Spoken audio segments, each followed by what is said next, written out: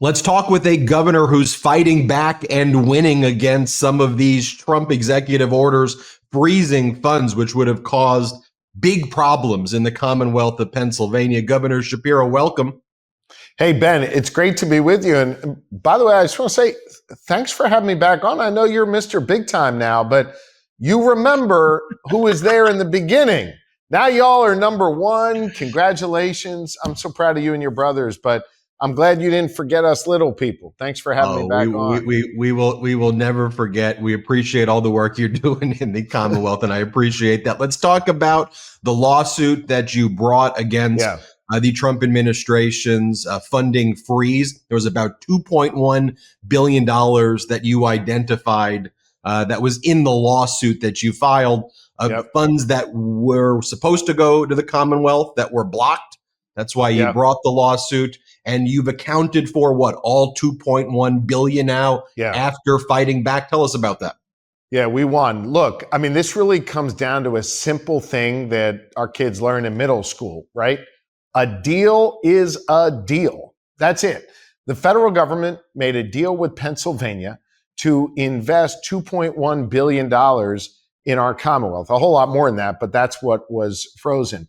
And understand, Ben, this was money that was going to things like fixing old abandoned minefields where we were having sinkholes. We actually had a woman die in Western Pennsylvania who fell into a sinkhole. It was capping orphan wells that were leaking methane into our communities, which was speeding up climate change and having really adverse health risks in the community and so much more. And so I talked to the federal government and said, y'all can't do this. You've got to give us the money that is owed to us. Remember, a deal is a deal.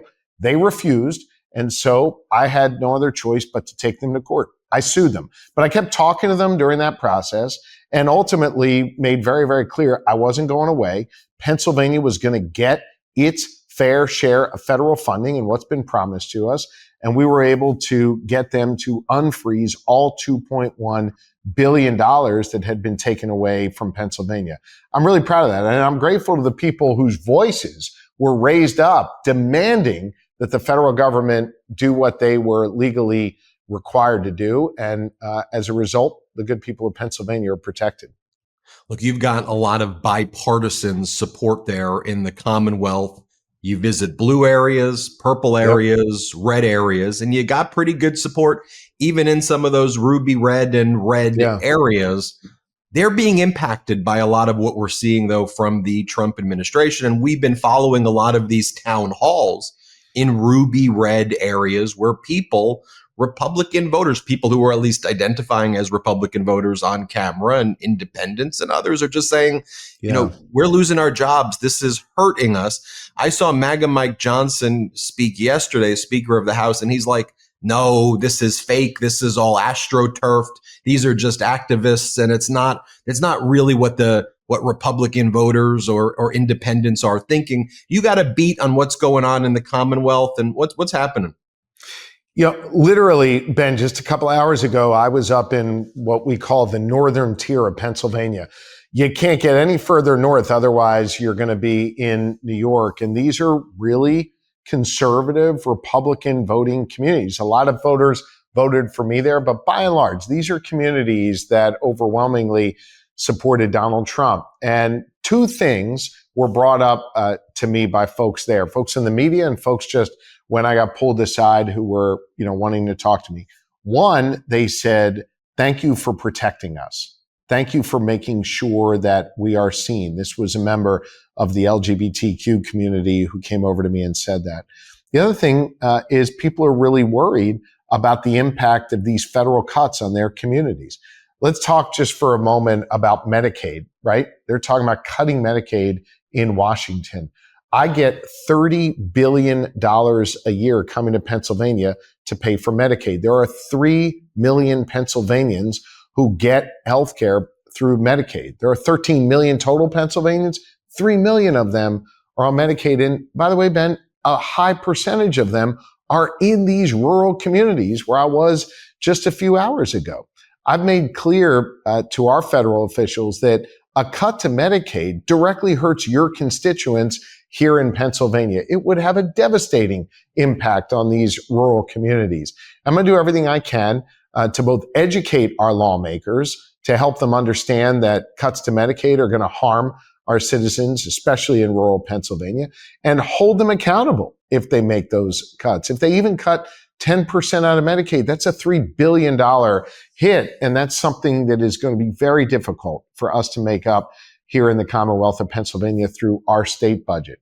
Now, there might be some people out there going, well, I mean, the federal government, what's their role in sending money to Pennsylvania or any other state? Well, here's the thing. The folks in that rural community where I just was, they pay federal taxes and they want that money to come back to our state. Nearly every state in the nation gets, somewhere between 30 and 40% of their overall annual budgets from federal tax dollars, from federal money that comes back to their states. The idea that that's going to be cut and we're going to make it harder to build roads and bridges, cover kids with autism, protect our veterans, just to name a few things, that is really, really concerning to me. And we've got to push back on that. And so, if Mike Johnson thinks that this is just made up or astroturfed or whatever you said, how about he shows up in some of these rural communities in Pennsylvania and actually listens to the real concerns on people's minds? By the way, the people that voted for a Republican representative who made Mike Johnson speaker, the people who voted for Donald Trump to make him president, they don't want to see their communities be harmed. And these cuts that they're talking about would be really devastating. When I've been following some of these town halls and meetings in some of these red rural communities, one of the things I hear often also is, why is Elon Musk and a group of 19 to 25-year-old guys, some who refer to themselves as Mr. Big Balls, going through our social security information, medical records, tax records, and doing it so cavalierly and then saying, hey, you should trust us because we're billionaires and billionaires are the most trustworthy people. So let us just have all of your information. And I hear people saying, look, go then and testify in front of Congress, go under oath and tell the American people what you're doing. But we don't want our privacy being invaded by these people. Are you hearing that?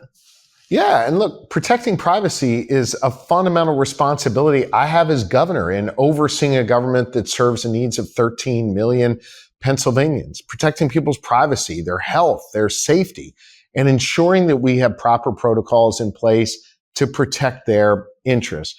Look, I hold the president accountable. He decides who he's going to surround himself with. He decides who he is going to empower. And I want to make sure the people he surrounds himself with, the people he leans on to help lead this nation, are people who actually give a damn about the American people, protecting their privacy, protecting their interests, looking out for their needs. That's what I want to see. And I hold the president accountable to that. Let's talk about your budget. You've been posting on social media some of your priorities like this. This is a photo that you posted. Let's invest in our childcare, teachers, and staff. Now, as I said before, you've got bipartisan support, but Governor, is this woke? Is this woke? I mean, childcare, Medicaid, healthcare, helping people. I'm being facetious, of course, but you're saying what the priorities are in the Commonwealth. Yeah, look, you know what it is? It's common sense. You go out there, you talk to moms and dads and caregivers, you talk to business owners, you talk to chambers of commerce and labor unions, and you talk to them about the concerns they have about workforce, right? Who's going to do the jobs we need, not just today, but well in the future? And you ask them, what's holding you back? Well, for many, it's childcare. If parents don't have a safe and reliable place that they can drop their kids off at and go to work, well, they're not going to go to work because they're going to be home caring for their kids or making other arrangements. We know that if we can build out a childcare system that is available to all, we talked about rural communities before, especially in those rural communities, we know that we can have greater economic productivity. Let me offer, I'll nerd out on you here for a quick second.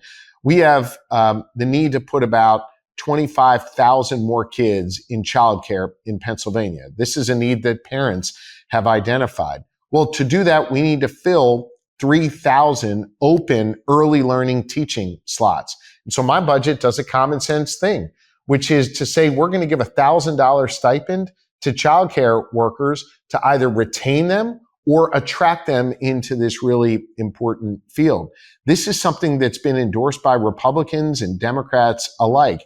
And it builds on the work we've done on childcare by tripling our childcare tax credit to reduce the cost for families trying to avoid childcare, and actually giving businesses a tax write-off when they pay for their employees' childcare costs. So we're trying to come at this in a bunch of different ways.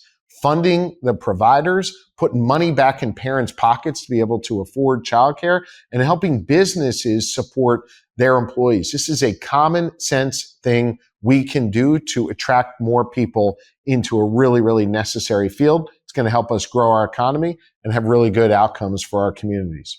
And finally, I know how patriotic the people are in the Commonwealth. Two very disturbing developments I've seen in the Trump administration on this. I mean, I could probably 2,000, but number one, veterans being disproportionately impacted by the terminations within the federal government. 30%, 40% of federal government workers are veterans or the spouses of veterans. And then Donald Trump having the United States join an axis of evil, like with Russia and North Korea, to vote against a resolution condemning Russia's unlawful invasion of Ukraine. We know that there's been a lot of hardworking factories in the Commonwealth who have been building some of the weaponry as well to defend Ukraine. So I know it's an issue that hits close to home. It does. So let me address, on both of those fronts. Pennsylvania is the proud home of nearly 1 million veterans. And these veterans deserve better than what they're getting from the Trump administration. Veterans are getting laid off, and veterans are going to see their programs that they rely on for healthcare and other things get cut back on as a result of the budgets that are going through Washington right now. Veterans deserve better. And by the way, here in the Commonwealth, we are looking to hire some of those laid off veterans for really critically important jobs that we have. From a broader national security perspective, and Ben, we could spend hours on this, but I think this is a critically important point that we need to start talking about more. I don't hear enough people talking about this. When Donald Trump took the oath of office, he took the oath of office to be president of the United States and be the leader of the free world, as presidents have been for many generations, stretching back even before Ronald Reagan and the changes that came there. He went from being the leader of the free world to now, in just 1 month, wanting to be a leader of a single hemisphere and leaving China and Russia in charge of the other hemispheres. That is deeply, deeply dangerous for America's national security interests. It is deeply troubling to see a president retreat in the face of Vladimir Putin and President Xi. We need a president who's going to stand up for America's interests, who wants to be the leader of the free world. He has demonstrated nothing but weakness when it comes to national security over the course of his first month in office. Ben, we need to talk about this more. America's national security is at risk as a result of these decisions the president has made. And I'm very, very concerned. I'm concerned about how he's treating our veterans, and I'm concerned about our national security going forward. Well, as your constituents say, I can say also the Meidas Mighty is happy that you're out there, though, fighting back, pushing back, and we hope you'll come back on the show. Let us know everything that's going on in the Commonwealth. We appreciate you, as always, Governor Josh Shapiro. Thanks, Ben. Great to be with you, and sincerely, congrats on all your success. I'm really proud of you guys, and thanks for remembering us little people who were there in the beginning. Hit subscribe. Let's get to 5 million subscribers. Have a good one. Can't get enough Meidas? Check out the Meidas Plus Substack for ad-free articles, reports, podcasts, daily recaps from Ron Filipkowski, and more. Sign up for free now at MeidasPlus.com.